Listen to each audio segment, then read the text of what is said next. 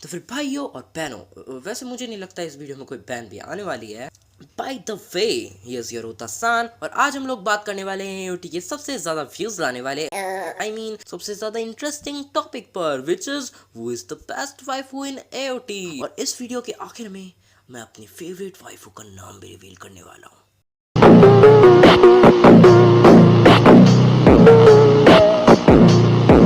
Attack on Titan एक ऐसा show जो मेनली बिलोंग करता है शोनन जॉनरा पर, और इस जॉनरा की target audience mainly teenage boys और यंग अडल्ट्स ही होते हैं। इसी रीजन से ज्यादातर शोनन एनिमे और मांगास का मेन प्रोटैगनिस्ट एक मेल कैरेक्टर ही होता है। इवन कुछ शोज तो ऐसे हैं जिनमें लीडिंग कास्ट में कोई फीमेल कैरेक्टर आपको मिलेगी ही नहीं, और अगर मिल भी गई तो वो सिर्फ एक साइडलाइन कैरेक्टर और प्लॉट डिवाइस ही बन के रह जाएगी।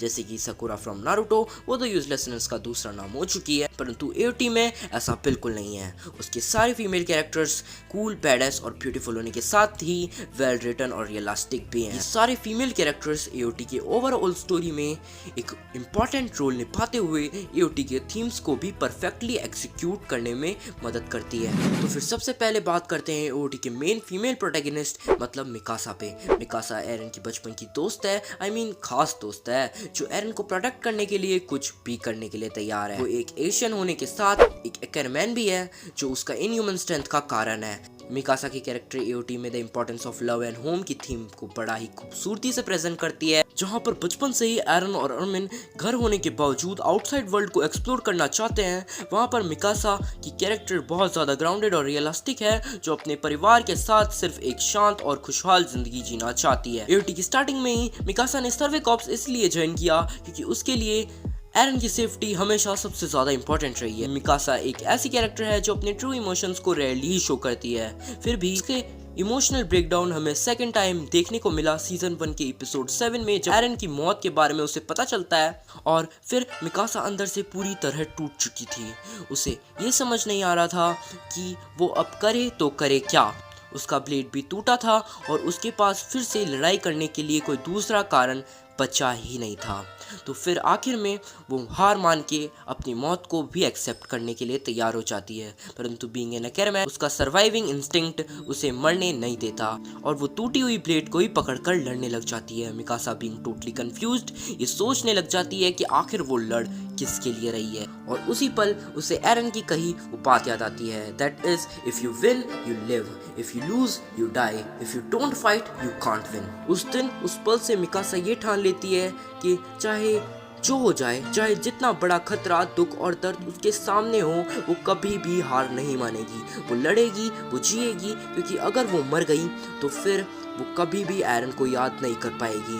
वैसे देखा जाए तो मिकासा के पूरे कैरेक्टर ही एरन के इर्द गिर्द घूमती, जैसे मानो एरन को छोड़कर उसका अपना कोई अस्तित्व ही नहीं है। यही सीजन 4 में मिकासा के आइडेंटिटी क्राइसिस का मेन रीजन है। EP 14 में जब एरन मिकासा से ये कहता है कि वो सिर्फ अपने एक्वामैन इंस्टिंक्ट की एक स्लेव है और उसके खुद के पास अपनी कोई फ्री विल नहीं है। एरन के प्रति उसका ये ओवर प्रोटेक्टिवनेस मिकासा का प्यार नहीं, बल्कि उसकी स्लेव मेंटालिटी का ही एक परिणाम है, और एरन खुद बचपन से ही उसे सिर्फ हेट ही करते आ रहा है। तब मानो मिकासा के पूरे अस्तित्व के सामने जैसे एक सवाल खड़ा हो जाता है कि आखिर मिकासा कौन है, एरन के साथ उसका क्या रिश्ता है, क्या वो सच में एरन को प्यार करती है या वो सिर्फ गुलामों की तरह अपने एक्वामैन इंस्टिंक्ट का पालन कर रही है।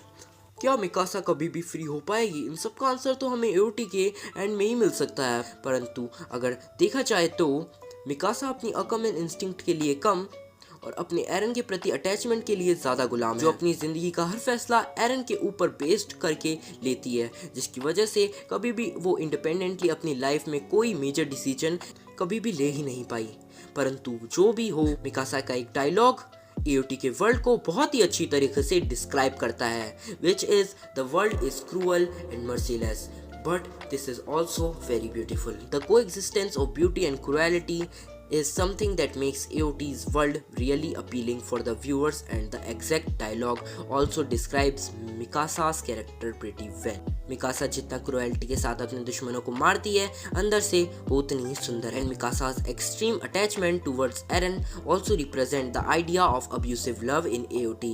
एरन उसे जितना भी इंसल्ट कर ले, उसके साथ जितना भी बुरा बर्ताव कर ले, मिकासा इन सब के बावजूद हमेशा एरन को प्रोटेक्ट करना चाहती है। And that's Mikasa, the heroine of AOT।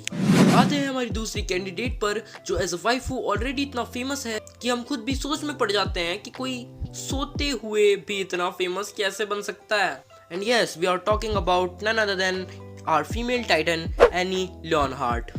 Any containment zone में बड़ी होने वाली एक मालियन एल्डियन वॉरियर है, जिसे टू रीटेक द फाउंडर वाले मिशन पर रेनर और बार्थोल्ड के साथ भेजा गया था। बट पैराडाइज में आए बाकी वॉरियर कैंडिडेट्स के साथ एनी का एक बहुत बड़ा अंतर था। She was not really fighting for Marley's nor even for humanity. Neither she wants be a hero like Reiner. Annie को बहुत पहले से पता था कि ये दुनिया बड़ी ही जालिम है, यहाँ पर सारे ही अपने बारे में सोचते हैं, मार्लियंस भी और एल्डियंस भी। और एनी खुद भी मानती है कि बाकियों की तरह ही वो भी खुद के लिए सेल्फिश है। मिकासा की तरह एनी के लिए उसका पर्सनल रिलेशनशिप यानी कि उसका डैड सबसे ज़्यादा इम्पोर्टेंट है। उसे ना एलियंस की चिंता है, ना ही मार्लियंस की, ना इंसानियत की। उसे तो बस अपने डैड को दिए वादे को पूरा करके सुरक्षित घर लौटना है। At a very first glance Annie एक कोल्ड हार्टेड मॉन्स्टर लगती है, जिससे इंसानों को खिलौनों की तरह कुचलने में भी तकलीफ नहीं होती, परंतु इस मॉन्स्टर के दिल में भी कहीं ना कहीं इंसानियत छुपी है, जिसकी वजह से ही शायद वो मौका मिलने के बावजूद भी अरमिन को छोड़ देती है, ये जानते हुए कि उसकी सिर्फ एक गलती की वजह से शायद वो कभी भी घर न लौट पाए। मिकासा की तरह ही एनी का कैरेक्टर भी अब्यूजिव लव के थीम को कंट्रीब्यूट करता है। एनी के डैड उसके बायोलॉजिकल फादर नहीं थे और हमेशा से ही उन्होंने एनी को सिर्फ अपने खुदगर्ज मतलब के लिए इस्तेमाल किया। फिर भी आखिर में एनी उन्हें माफ कर देती है। Even still now Annie is just fighting for the sake of returning to her father. Annie जानती है कि ये गलत है, फिर भी वो अपने डैड के साथ दोबारा मिलने के लिए कुछ भी करने के लिए तैयार है,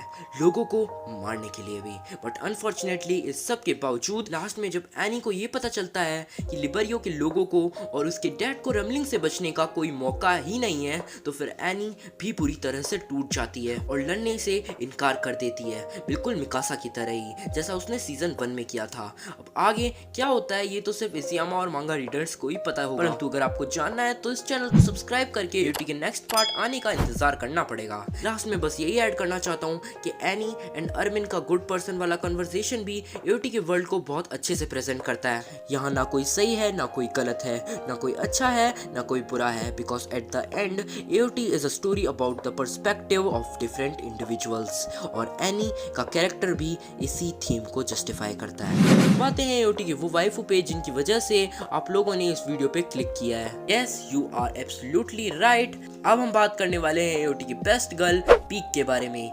एनी की तरह ही वो एक मालियन एल्डियन वॉरियर है। इसे कार्ड टाइटन दिखने में जितना बदसूरत है, उसकी होल्डर असल में उतनी ही ज्यादा खूबसूरत है। पीक गुड लुकिंग होने के साथ में बहुत ज्यादा इंटेलिजेंट भी है। सीजन 4 पार्ट 2 में कमांडर मगध के साथ मिलकर जीक को चकमा देना was one of the great battle strategies in AOT। रेनर या फिर गाबी की तरह उसमें ऑनरेबल मार्लियर बनने के भूत नहीं चढ़ा था, परंतु उसके बीमार पिता की दवाइयों का पैसा ही शायद उसे वॉरियर बनने पे मजबूर किया होगा। एनी की तरह ही पीक भी समझती है कि मार्लियंस लोग सिर्फ अपने फायदे के लिए ही वॉरियर्स को इस्तेमाल कर रहे हैं। इसी रीजन से पीक के मन में मार्लियंस अथॉरिटी के प्रति बिल्कुल विश्वास नहीं है, बट पीक हमेशा से ही दिलो जान से अपने कॉमरेड्स पर विश्वास करती है और उनकी सेफ्टी उसके लिए मेन प्रायोरिटी है। फॉर द रीजन सीजन 4 की असॉल्ट टीपी पर पीक ने अपने जान को खतरे में डालकर फैल्को को जीन के थंडर स्पीयर से बचाया था। आखिर में मैं पीक के फैंस को एक बहुत ही अच्छी खबर देने वाला हूँ कि मुझे कुछ गुप्त सूत्रों से पता चला है कि अगले साल की best actress in supporting role की अकेडमी अवार्ड पीक को ही मिलने वाला है। तो फिर इस अवेटेड मोमेंट को देखने के लिए वीडियो को लाइक करें और शेयर तो जरूर कर देना। आखिर में हमारे वाइफू लिस्ट के लास्ट कैंडिडेट हैं AOT यूनिवर्स के फर्स्ट गर्ल यानी कि हिस्टोरिया। कहानी की शुरुआत में हिस्टोरिया कैरेक्टर को हमें क्रिस्टा के रूप में दिखाया जाता है, जो हमेशा से ही दूसरों की मदद करने में लगी रहती है। सीजन 2 में अमीर अपने सीक्रेट को रिवील करने के बाद वादा निभाते हुए क्रिस्टा भी अपनी नकली पहचान को छोड़कर अपनी ओरिजिनल आइडेंटिटी को एक्सेप्ट करती है। सीजन 3 में हमें पता चलता है कि Historia is the eligible child of Rod Reiss and the last remaining member of the royal family. अगर देखा जाए तो यमीर की कैरेक्टर के बिना हिस्टोरिया का कैरेक्टर अधूरा है। इन दोनों के रिश्ते के बारे में डिटेल में हम किसी और वीडियो में बात करेंगे। इन शॉर्ट यमीर हमेशा से ही चाहती थी कि क्रिस्टा अपनी रियल आइडेंटिटी को दुनिया के सामने लाए और स्वाभिमान के साथ किसी और की गुलामी ना करे, हिस्टोरिया आखिर में वही करती भी है। अपने डैड की बात को इग्नोर करते हुए हिस्टोरिया एरन को खाने से और खुद को टाइटन बनाने से इनकार कर देती है। एंड वो अपनी इच्छा से ही अपने आप को as the true queen of paradise बोलकर प्रेजेंट करती है वॉल्स के लोगों के सामने। सब कुछ हो जाने के 4 साल बाद भी हिस्टोरिया की जिंदगी में अमीर की उतनी इंपॉर्टेंस है जैसे पहले थी। सीजन 4 में जब एरन ने हिस्टोरिया को अपने ट्रू मास्टर प्लान के बारे में बताया तो अब हिस्टोरिया भी घबरा जाती है और एरन को समझाने लग जाती है कि एरन जो कर रहा है वो गलत है। वो तो ये भी कहती है कि वो अपने आप को कभी भी माफ नहीं कर पाएगी अगर उसने एरन को रोका नहीं तो। और ठीक उसी पल एरन उसे बोलता है कि she is the worst girl in the world. वो एक डायरेक्ट रेफरेंस है सीजन 3 का, जहां पर यमीर के इन्फ्लुएंस की वजह से हिस्टोरिया अपने आप को टाइटन बनाने से बचा लेती है। ह्यूमैनिटी के बारे में ना सोचते हुए असल में एरन की वर्स्ट गर्ल वाली बात हिस्टोरिया को यमीर की कही वो बात याद दिलाती है। आखिर में हिस्टोरिया भी सम्मान के साथ जीने के लिए अपनी सेफ्टी को ही ज्यादा प्रायोरिटी देते हुए एरन का साथ देती है। That's why Historia proposed herself to the farmer to save herself and her future generation from leading a cursed life and being a slave. और वैसे भी इतनी सुंदर रानी को कोई कैसे ही मना कर सकता है। And that's the role Historia plays as a character in AOT.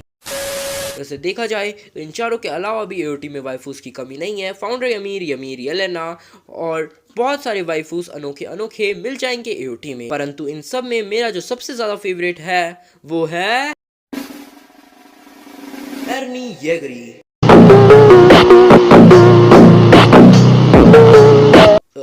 ऐसी कोई बात नहीं है। दरअसल मैं जापान गया था, यस, और मैंने इसियामा के साथ एक गुप्त मीटिंग करी और उस गुप्त मीटिंग में इसियामा ने मुझे बहुत ही खतरनाक चीज़ें रिवील करी कि आगे चल के वो एनिमे में कुछ न्यू ऐड करने वाले हैं। वो एरन को रिकार्नेट कर देंगे Ernie येगरी।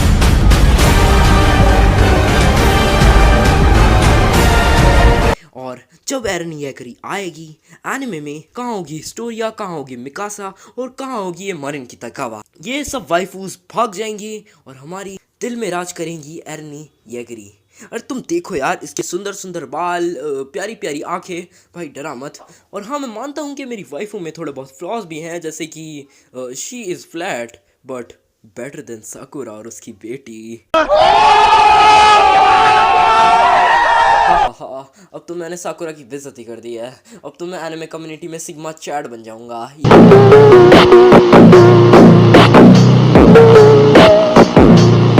And that is for today's video guys. उम्मीद है आपको हमारी वीडियो पसंद आई होगी, और अगर पसंद आई है तो तुम्हें पता है तुम्हें क्या करना है यार। लाइक करो, शेयर करो, सब्सक्राइब करो, या फिर तुम्हें एरन येगर उठा के लेके चल जाएगा। मिलता है नेक्स्ट वीडियो में, तब तक के लिए बाय बाय।